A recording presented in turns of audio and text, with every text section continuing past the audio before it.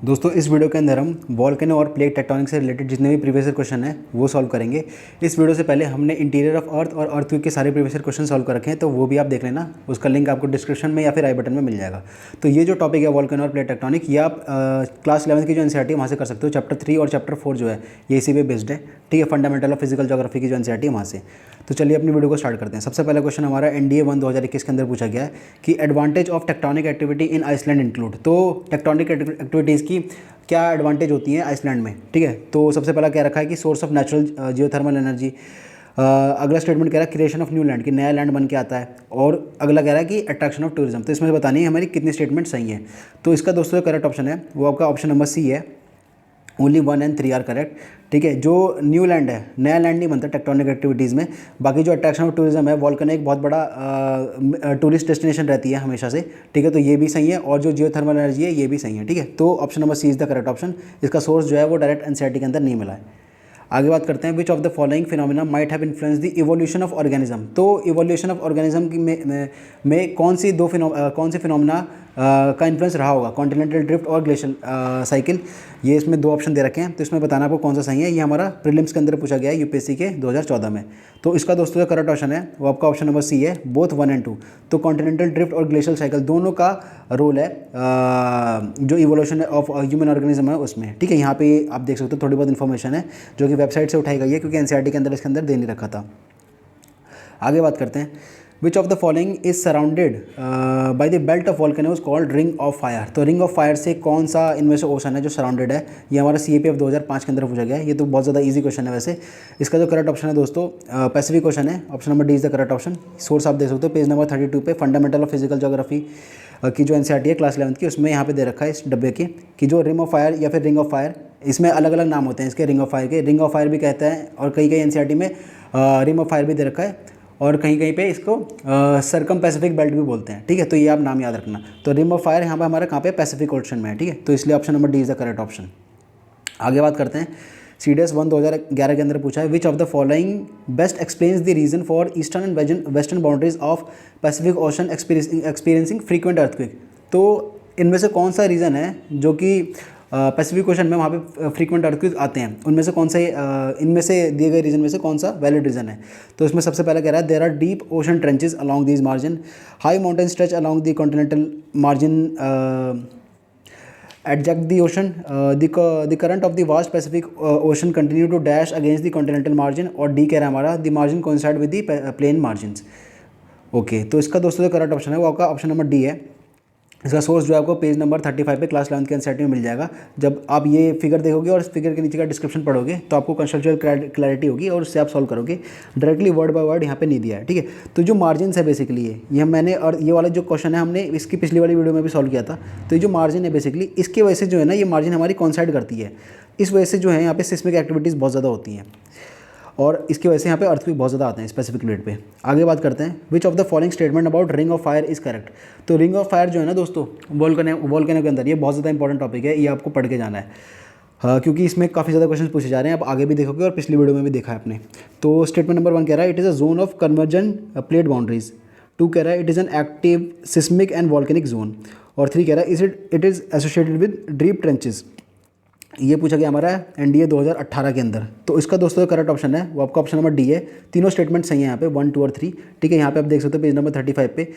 Basically ring of fire की अगर बात करें, यहाँ पे पैसिफिक प्लेट के अंदर होता है रिंग ऑफ फायर, ठीक है। और जो पैसिफिक प्लेट है हमारी, यहाँ पे देख सकते हो आप, ये हमारी कन्वर्जेंट बाउंड्री है, ठीक है। यहाँ पे देखो कन्वर्जेंट बाउंड्री है, जो ये ट्रायंगल सा बन रखा है, तो ये पूरी हमारी कन्वर्जेंट बाउंड्री है। तो इसलिए ये स्टेटमेंट नंबर 1 तो हमारी बिल्कुल सही होगी। उसके बाद दूसरी बात ये है कि यहाँ पे बहुत ज़्यादा सिस्मिक एक्टिविटी होती है, क्योंकि ये जो प्लेट है यहाँ पे हमारी कोइंसाइड करती है। तो ये भी हमने पिछले वाले क्वेश्चन में डिस्कस किया था। और यहाँ पे बहुत ज़्यादा डीप ट्रेंचेज हैं, यहाँ पे आप देख सकते हो पेज नंबर 32 पे दे रखा है यहाँ पे। The rim of Pacific fire is also called rim of fire due to existence of active volcano in this area. और यहाँ पे बहुत ज़्यादा सिस्मिक एक्टिविटीज़ होती हैं और अर्थक्वेक वगैरह बहुत ज़्यादा आते हैं यहाँ पे। तो इसलिए जो statement number option number D है 1, 2 और 3 ऑल आर करेक्ट, ये इसका सही ऑप्शन है। आगे बात करते हैं, ये पूछा हमारा यूपीएससी सीएपीएफ 2017 के अंदर, consider the following statement about ring of fire again. तो रिंग ऑफ फायर में इसने ये पूछा कि it is also known as circum Pacific belt of volcanoes. ये स्टेटमेंट बिल्कुल सही है, मैंने अभी आपको थोड़ी देर पहले बताया था।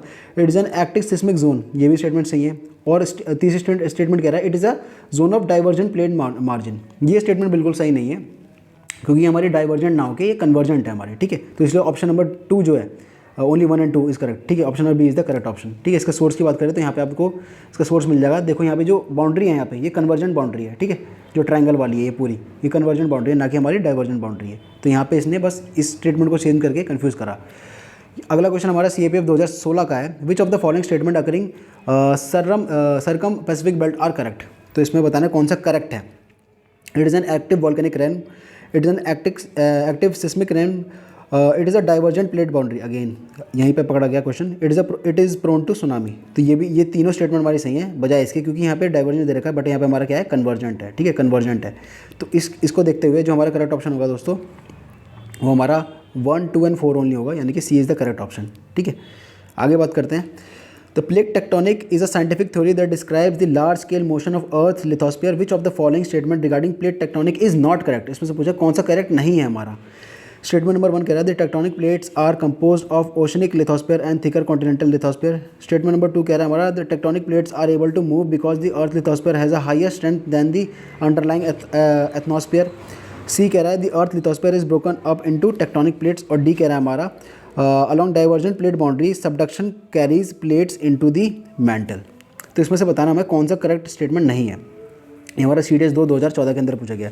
तो दोस्तों इसमें जो करेक्ट ऑप्शन है वो आपका ऑप्शन नंबर डी ही है, क्योंकि यहाँ पे जो इसने ये बोला ना along the divergent plate boundary subduction carries plate into mental. जब डाइवर्जेंट प्लेट बाउंड्री होती है तो डाइवर्जेंट प्लेट बाउंड्री में सबडक्शन नहीं होता। सबडक्शन कहाँ होता है हमारा कन्वर्जेंट बाउंड्री में होता है। यहाँ पे आप देख सकते हो NCERT के अंदर क्लास 11 की NCERT है यहाँ पे कि जो कन्वर्जेंट बाउंड्री होती है वहाँ पे हमारा सबडक्शन जोन फॉर्म होता है। जो डाइवर्जेंट होती है यहाँ पे हमारी जो बाउंड्रीज हैं वो स्प्रेड होती हैं, ठीक है। तो डाइवर्जेंट में हमारी स्प्रेडिंग होती है। तो इसमें क्योंकि इसने पूछा कौन सा सही नहीं है तो इसलिए option number D is the correct option. आगे बात करते हैं which of the following is not a minor plate. अब ये जो मेजर और माइनर प्लेट है ये वाला टॉपिक भी बहुत इंपॉर्टेंट है, NCERT के अंदर दे रखा है, बस आपको रटना है इसे। ये हमारा पूछा गया NDA 2021 के अंदर। तो इसमें से बताना है आपको कि कौन सा माइनर प्लेट नहीं है। तो ऑप्शन नंबर 1 कह रहा है कोकोस प्लेट, बी कह रहा है नाज़का प्लेट, सी कह रहा है कैरोलिन प्लेट और डी कह रहा है हमारा अंटार्कटिक प्लेन। तो इसमें दोस्तों करेक्ट ऑप्शन है यहाँ पे आप देख सकते हो पेज नंबर 35 पे आ जाना, फंडामेंटल ऑफ फिजिकल ज्योग्राफी की जो NCERT है वहाँ पे यहाँ पे पूरे दे रखे हैं। ये जो हमारे हैं 1 से लेकर 7 तक ही हमारे पूरे मेजर प्लेट्स हैं और इसके बाद 1 से लेकर ये 4 तक ही हमारे माइनर प्लेट हैं, ठीक है। इसके नीचे तो यहाँ पे देखो इसने पूछा है कौन सा हमारा माइनर प्लेट नहीं है, ठीक है, कौन सा माइनर प्लेट नहीं है। तो इसमें देखो अगर कोको प्लेट की बात करें तो कोको प्लेट यहाँ पे भी है, यानी कि ये भी माइनर प्लेट है। उसके बाद नाज़का प्लेट जो है ये नाज़का प्लेट भी माइनर प्लेट है। उसके बाद कैरोलिन प्लेट दे रखा है और उसके बाद यहाँ पे देखो अंटार्कटिका प्लेट दे रखा है। अंटार्कटिका प्लेट की अगर बात करें दोस्तों तो ये तो हमारा मेजर प्लेट में आ रखा है, ठीक है। यहाँ पे देखो अंटार्कटिका जो है ये हमारा मेजर प्लेट में है और इसने ये पूछा है कौन सा हम इसमें माइनर प्लेट नहीं है। तो इसलिए ऑप्शन नंबर डी जो है that is the correct option Antarctic plate. आगे बात करते हैं which of the following is a major plate. अब पूछा इसने मेजर प्लेट कौन सा है NDA 2019 के अंदर। तो इसमें से बताना है आपको कि कौन सा मेजर प्लेट है, Pacific plate, Cocos plate, Arabian plate या फिर फिलिपिन प्लेट। तो इसमें दोस्तों जो बात करें करेक्ट ऑप्शन की, अगेन ये जो टेबल है ना आप ये इसे याद करके चले जाना, इसमें से काफ़ी ज़्यादा क्वेश्चंस पूछे गए हैं। तो इसमें बताना है कि मेजर प्लेट कौन सा है। तो मेजर प्लेट अगर आप ये देखो तो यहाँ पे 4th ऑप्शन में पैसिफिक प्लेट है जो कि हमारा मेजर प्लेट है और ये इसका करेक्ट ऑप्शन है। Option number is the correct option. बाकी जितने भी हैं ये हमारे माइनर प्लेट हैं। यहाँ पे कोकोस प्लेट हो गया, नाज़का प्लेट हो गया, फिलिपिन प्लेट हो गया, ठीक है। तो option A is the correct option. आगे बात करते हैं which of the following is not a major tectonic plate. इनमें से कौन सा मेजर टेक्टोनिक प्लेट नहीं है, ठीक है। ये हमारा CDS 2020 के अंदर पूछा गया है। Saudi Arabian plate, Antarctic and the surrounding oceanic plate, Indo Australian New Zealand plate और पैसिफिक प्लेट। इसमें से बताना है हमारा कौन सा मेजर प्लेट नहीं है। तो इसमें जो करेक्ट ऑप्शन है दोस्तों वो हमारा ऑप्शन नंबर ए है। सऊदी अरेबियन प्लेट जो है वो हमारा मेजर प्लेट नहीं है, क्योंकि अगर देखो यहाँ पे अंटार्कटिक प्लेट है ये भी हमारा मेजर प्लेट है, यहाँ पे आ रखा है। उसके बाद इंडो ऑस्ट्रेलिया न्यूजीलैंड प्लेट जो है ये भी हमारा ऑप्शन नंबर 5 देखो, ये स्टेटमेंट नंबर 5 देखो, इंडो ऑस्ट्रेलिया न्यूजीलैंड प्लेट ये भी हमारा मेजर प्लेट के अंदर आता है। पैसिफिक प्लेट तो हमारा आता ही है मेजर प्लेट के अंदर, ये स्टेटमेंट नंबर 4 जो है। लेकिन जो हमारा ये सऊदी अरेबियन प्लेट, ये सऊदी अरेबियन प्लेट बेसिकली हमारा ये अरेबियन प्लेट के अंदर आता है। मोस्टली सऊदी अरेबियन लैंडमास जो है ये हमारा माइनर प्लेट है। तो इसलिए इसने ये पूछा कौन सा मेजर प्लेट नहीं है। तो option number A is the correct option, Saudi Arabian plate. आगे बात करते हैं which of the following is not a minor plate. अब देख सकते हो माइनर प्लेट मेजर प्लेट पे कितने ज़्यादा क्वेश्चन आ रखे हैं, तो इन्हें रट लेना अच्छे से। तो इसमें से बताना है कौन सा माइनर प्लेट नहीं है। ये हमारा CAPF 2015 के अंदर पूछा गया है। तो Nazca plate, Arabian plate, Philippine plate और अंटार्कटिक प्लेट। तो अगेन हमने पढ़ा था इसका जो करेक्ट ऑप्शन होगा अंटार्कटिक प्लेट होगा। बाकी सारे हमारे ये माइनर प्लेट है, बट जो अंटार्कटिक है ये हमारा मेजर प्लेट है। यहाँ पे आप देख सकते हो अंटार्कटिक जो हमारा मेजर प्लेट के अंदर आता है। उसने पूछा कौन सा माइनर प्लेट नहीं है, तो अंटार्कटिक हमारा माइनर प्लेट नहीं है बल्कि मेजर प्लेट है। इसलिए option number D is the correct option. आगे बात करते हैं, एनडीए 2013 के अंदर पूछा गया है, the rigid lithospheric slabs are known as plates, what would be the result if the oceanic plates collide with the continental plate. तो अगर ओशनिक प्लेट जो है वो कॉन्टिनेंटल प्लेट से कोलाइड कर गई तो क्या परिणाम होगा। स्टेटमेंट नंबर 1 कह रहा है oceanic plate is force below the continental plate, कि ओशनिक प्लेट जो है वो कॉन्टिनेंटल प्लेट के नीचे चली जाएगी। अच्छा, दूसरा कह रहा है continental plate is force below the oceanic plate, कि कॉन्टिनेंटल प्लेट जो है वो ओशनिक प्लेट के नीचे चली जाएगी। और अगला कह रहा है कि हमारा कि जो कॉन्टिनेंटल प्लेट और ओशनिक प्लेट है ये कभी कोलाइड ही नहीं करती। तो दोस्तों ये जो इसका जो करेक्ट ऑप्शन है वो आपका ऑप्शन नंबर ए है, केवल स्टेटमेंट नंबर 1 सही है। क्यों सही है, क्योंकि जो हमारी ओशनिक प्लेट है, जब ये दोनों प्लेट टकराती हैं ओशनिक और कॉन्टिनेंटल, तो जो ओशनिक प्लेट होती है वो ज़्यादा डेंसर होती है और ज़्यादा हैवी होती है। इस वजह से क्या होता है कि वो जो कॉन्टिनेंटल प्लेट है उसके नीचे चली जाती है, और जो कॉन्टिनेंटल प्लेट है क्योंकि वो कम डेंस होती है तो ओशनिक प्लेट के ऊपर आ जाती है वो। तो इसलिए option number A is the correct option. यहाँ पे आप इसका सोर्स भी देख सकते हो आप, ए इज़ द करेक्ट ऑप्शन। कि जो हमारा बेसिकली ये होता है, यहाँ पे देखो कन्वर्जन बाउंड्री में क्या बता रखा है यहाँ पे कि जब जो कोई भी जो दो प्लेट होती हैं जब कन्वर्ज होती हैं तो 3 केसेस बनते हैं। पहला तो ये है कि ओशनिक एंड कॉन्टिनेंटल प्लेट जो है वो कन्वर्ज होंगी, या फिर ओशनिक प्लेट कन्वर्ज होंगी, या फिर 2 कॉन्टिनेंटल प्लेट कन्वर्ट होगी। बट यहाँ पे जो इसने क्या कर रखा है कि ओशनिक एंड कॉन्टिनेंटल प्लेट कभी कन्वर्ज होती नहीं है, यानी कि कोलाइड होती नहीं है। बट ये स्टेटमेंट बिल्कुल करेक्ट नहीं है, क्योंकि यहाँ पे तो बता रखा है कि ओशनिक और कॉन्टिनेंटल प्लेट कन्वर्ज होती हैं, ठीक है। और ऐसे यहाँ पे जो ओशनिक प्लेट है वो हमारी ज़्यादा डेंस होती है, इस वजह से वो नीचे चली जाती है। तो इसलिए ऑप्शन नंबर ए जो है that is the correct option. आगे बात करते हैं, volcano Mount Merapi which erupted in January 2021 is situated in where. ये हमारा CAPF 2021 के अंदर पूछा गया है। तो इसका दोस्तों जो करेक्ट ऑप्शन है वो हमारा इंडोनेशिया है। ये जो क्वेश्चन है ये हमारा करंट बेस पे था, क्योंकि उस टाइम पे ये वाली जो न्यूज़ थी ये हमारी करंट अफेयर से रिलेटेड थी, क्योंकि उस टाइम पे जनवरी 2021 में ये जो वॉल्केनो है ये इरप्ट हुआ था, तो ये इंडोनेशिया के अंदर था। तो एक बेसिकली करंट अफेयर के अंदर भी मान सकते हो, बट क्योंकि इसमें वॉल्केनो से लेना देना है तो इसे मैंने ज्योग्राफी में डाला। आगे बात करते हैं मैच लिस्ट 1 विद लिस्ट 2। इसमें बताना है कि शील्ड वॉल्केनो कौन सा है, कंपोजिट कौन सा है, कैल्डेरा कौन सा है, फ्लड बेस्ड कौन सा है। तो इसमें आपको बताना है कि इसमें बेसिकली आपको मैच करना है। ये हमारा CAPF 2015 के अंदर पूछा गया है। तो दोस्तों इसमें अगर बात करें तो NCERT के अंदर में 2 तो दे रखे हैं कि जो शील्ड वॉल्केनो है बेसिकली हमारा जो हवाई वॉल्केनो है ये हमारा शील्ड वॉल्केनो है, ठीक है। तो शील्ड वॉल्केनो जो है हमारा हवाई है, यानी कि A का 3 हो जाएगा आराम से। उसका जो हमारा डेक्कन ट्रैप है, डेक्कन ट्रैप हमारा फ्लड बसाल्ट प्रोविंस की वजह से बना हुआ है, जो कि इंडिया के अंदर है। तो जो फ्लड बसाल्ट प्रोविंस है ये हमारे इंडिया के अंदर है, जिसकी वजह से डेक्कन ट्रैप फॉर्म हुआ था, तो D का 2 हो जाएगा। बट जो ये 2 हैं इंडोनेशिया और फिलीपींस, इसके बारे में नहीं दे रखा, तो इसके बारे में इंटरनेट पे ही सर्च करना पड़ा हमें, ठीक है। तो इंटरनेट पे सर्च करने से हमें ये मिला कि जो हमारा B है, यानी कि जो कंपोजिट वॉल्केनो है ये हमारा फिलीपींस के अंदर पाया जाता है, और जो कैल्डेरा है वो हमारा इंडोनेशिया के अंदर पाया जाता है। तो इसलिए option number D is the correct option, ठीक है। तो ये आपको नोट करना है। तो ये बेसिकली जो पोर्शन है बेसिकली ये हमारा स्टैटिक जीके के अंदर आता है, और इस वीडियो के अंदर आप देखोगे कि स्टैटिक जीके से काफ़ी ज़्यादा क्वेश्चंस आए हैं, क्योंकि NCERT के अंदर बेसिकली वॉल्केनो बहुत ही ज़्यादा डीप के अंदर नहीं दे रखा, ठीक है। तो आपको एक बार अगर मतलब आप पढ़ लोगे तो काफ़ी ज़्यादा क्वेश्चन सॉल्व हो जाएंगे, ऐसी बात नहीं है। बट ये है कि जैसे major volcanoes of the world हैं, इस टाइप की जो लिस्ट होती हैं ये आपको अलग से करनी पड़ेंगी। आगे बात करते हैं CDS 1 2009 के अंदर, विच of the following is the lands of India is an active volcano found. तो एक्टिव वॉल्केनो फाउंड कहाँ होता है भारत के अंदर, कार निकोबार आइलैंड में होता है, या फिर नैनकोवी आइलैंड में होता है, बैरन आइलैंड में होता है, या फिर माया बंडर आइलैंड में होता है। तो ये बहुत ज़्यादा फेमस क्वेश्चन है। इसका जो करेक्ट ऑप्शन है वो बैरन आइलैंड है। बैरन आइलैंड के अंदर ही हमारा इकलौता भारत का एक्टिव वॉल्केनो फाउंड होता है, ठीक है। क्लास 9th की NCERT है, पेज नंबर 14, वहाँ पे आपको मिल भी जाएगा। ये India's only active volcano is found in Barren Island. बाकी ये तो बहुत जनरल क्वेश्चन है, आपको आना ही चाहिए, ठीक है। आगे बात करते हैं, ये अगेन हमारा एक्टिव वॉल्केनो उनकी लोकेशन को मैच करने वाला क्वेश्चन पूछा गया है CDS 2020 के अंदर। तो इसमें पूछा गया माउंट मेरापी हमारा कहाँ पर है, सकुर जिमा कहाँ पर है, माउंट वेसोवेस कहाँ पे है, माउंट लाओ कहाँ पे है। ये अगेन हमारा जो है स्टैटिक जीके का पार्ट है, जिसमें हमारे जो major active volcanoes of the world है इसकी लिस्ट होती है प्रॉपर, आपको यूट्यूब पे मिल जाएगी या फिर इंटरनेट पे मिल जाएगी, वो आपको एक बार रट लेनी चाहिए, ठीक है। तो इसमें दोस्तों जो करेक्ट ऑप्शन है वो हमारा ऑप्शन नंबर डी है। जो हमारा माउंट मेरापी है वो हमारा इंडोनेशिया के अंदर आता है, और जो हमारा सकुरजिमा हमारा आता है जापान के अंदर, ठीक है। और माउंट विसुविसी है, विसुवाइस या फिर जो भी से कहेंगे, ये हमारा इटली के अंदर आता है, नाम से ही पता चल रहा है, ठीक है। और माउंट लाओ अगेन ये हमारा कहाँ पे आता है, माउंट लाओ हमारा हवाई के अंदर आता है, ठीक है। तो option number D is the correct option. आगे बात करते हैं, exclusive volcanoes are not found in which of the following mountains. तो कौन से माउंटेन्स में एक्सक्लूसिव वॉल्केनो हमारा फाउंड नहीं होता, ये हमारा CDS 2018 के अंदर पूछा गया है। अब कहने को तो ये डिफिकल्ट क्वेश्चन हो सकता है, इसका सोर्स भी नहीं है, बट यहाँ पे थोड़ा कॉमन सेंस लगाना पड़ेगा आपको, क्योंकि जो हिमालय है वही इसका करेक्ट ऑप्शन है। अब हिमालय में आपने कब सुना कि हमारे वॉल्केनो कोई भी फाउंड होता है? हिमालय में हमारे कोई भी वॉल्केनो है ही नहीं यहाँ पे, पूरा हमारा ग्लेशियर से ढका हुआ है हिमालय ऊपर, ठीक है। तो हिमालय जो है इसका करेक्ट ऑप्शन है। बाकी जो अलास्का है, रॉकी है, एंडीज है, यहाँ पे इस सारे माउंटेन्स पे हमें कोई ना कोई वॉल्केनो मिल जाएगा। बट जो हिमालय है यहाँ पे हमें कोई भी वॉल्केनो नहीं मिलता है। जो हमारे वॉल्केनो हैं वो बेसिकली हमारे आइलैंड्स में मिलेंगे भारत के अंदर, ठीक है। तो option number D is the correct option, ठीक है। Option number D is the correct option कि हिमालय में कोई भी वॉल्केनो नहीं होता है भाई, ठीक है। आगे बात करते हैं सीडीएस 1 2016 के अंदर क्या पूछा है, which of the following island is a volcanic origin. तो इनमें से कौन सा आइलैंड जो है वो हमारा वॉल्केनिक ओरिजिन से है, ये आपको बताना है। तो इसमें ऑप्शन नंबर ए दे रखा है रियूनियन आइलैंड, बी दे रखा है अंडमान एंड निकोबार आइलैंड, अगला तो कह रहा है लक्षद्वीप आइलैंड, डी कह रहा है मालदीव आइलैंड, ठीक है। तो बेसिकली इसमें जो है इसका अगेन आपको सोर्स नहीं मिलेगा, बट इसमें अगेन आप कॉमन सेंस लगा के क्वेश्चन कर सकते हो। कैसे?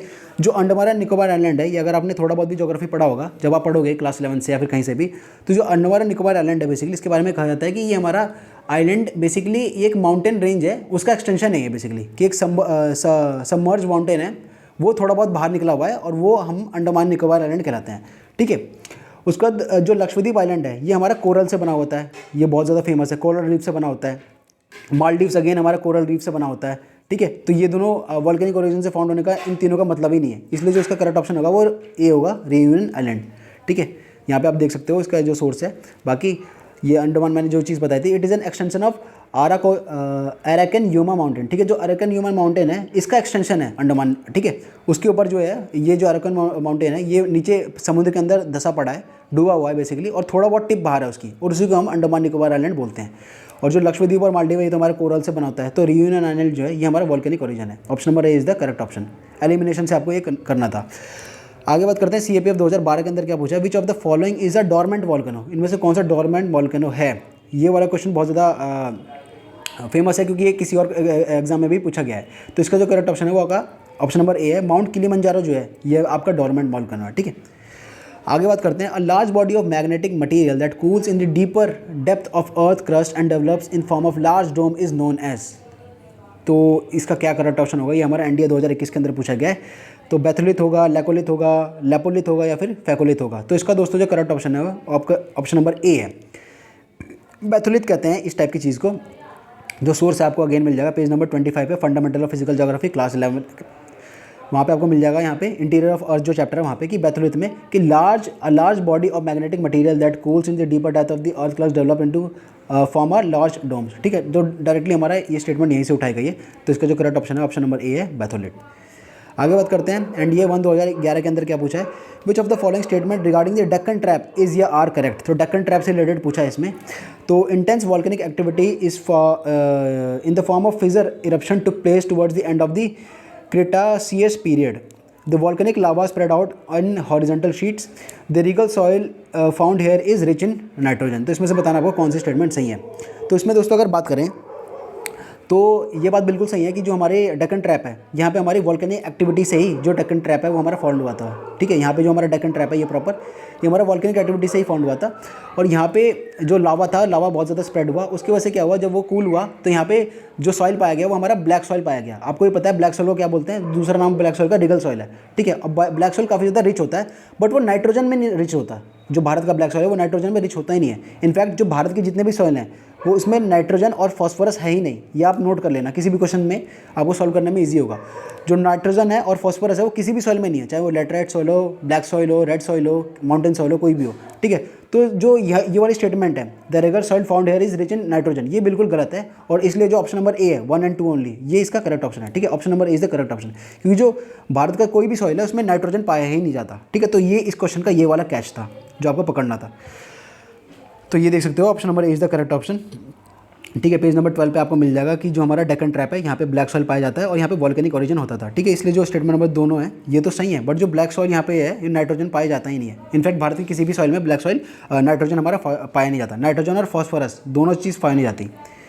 आगे बात करते हैं, the Deccan trap formation was cause by. तो डेक्कन ट्रैप फॉर्मेशन हमारी कैसे हुई थी? शील्ड इरप्शन हुआ था, कंपोजिट इरप्शन हुआ था, कैल्डेरा इरप्शन हुआ था, फिर फ्लड बसाल्ट इरप्शन हुआ था। एंड ये 2012 के अंदर पूछा गया। तो अभी हमने थोड़ी देर पहले डिस्कस किया था कि जो फ्लड बसाल्ट इरप्शन है वो भारत के अंदर डेक्कन ट्रैप में हुआ था, जो कि आज का टाइम पे महाराष्ट्र है, उस वाले एरिया में।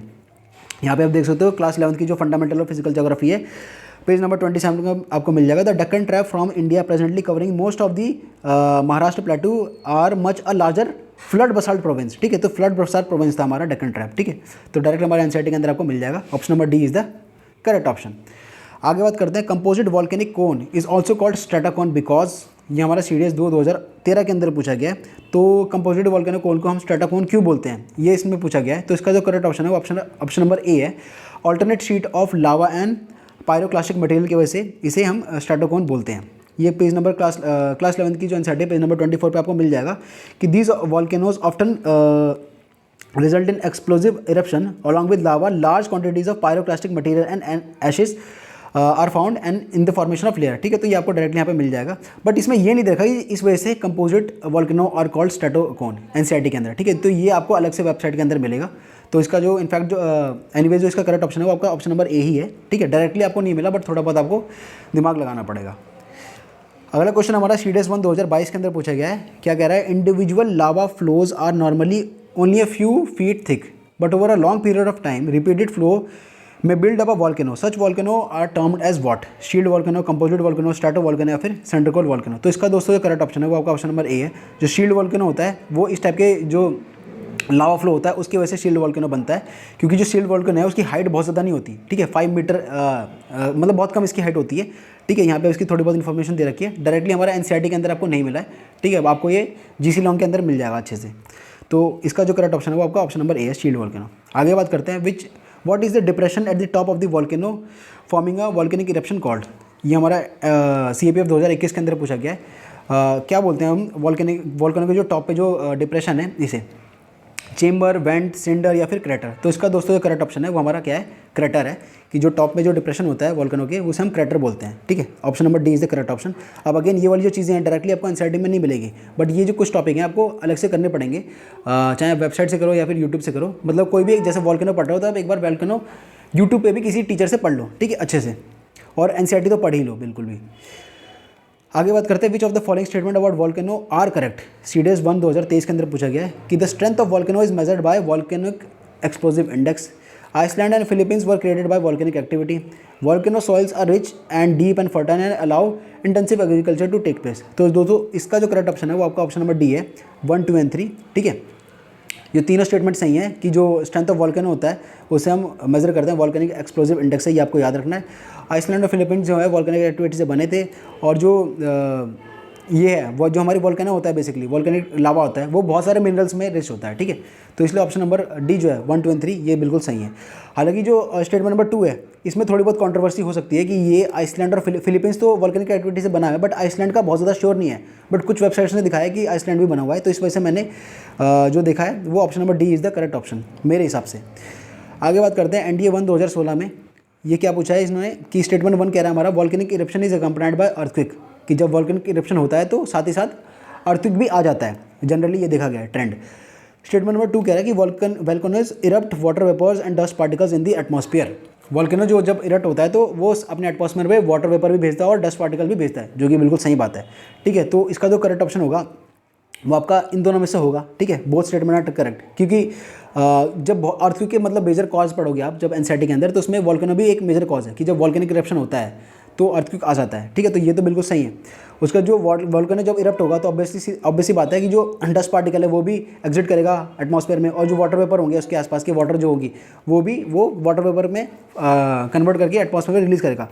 बट जो यहाँ पे ये चीज़ है, both statement are individually correct, but statement 2 is not the correct explanation of statement 1। ये इसका करेक्ट ऑप्शन होगा, option number B is the correct option, ना कि ये कि statement 1 is the correct explanation of statement, कि statement 2 is the correct explanation of statement 1। ठीक है, तो इसमें लोग कंफ्यूज होते हैं, तो ऐसी चीज़ों में आपको बिकॉज लगाना होता है। ठीक है, अब बिकॉज लगा के आप इस पूरे स्टेटमेंट को एक साथ पढ़ो कि volcanic eruption is accompanied by earthquake because volcanoes erupt water vapours and dust particles in the atmosphere.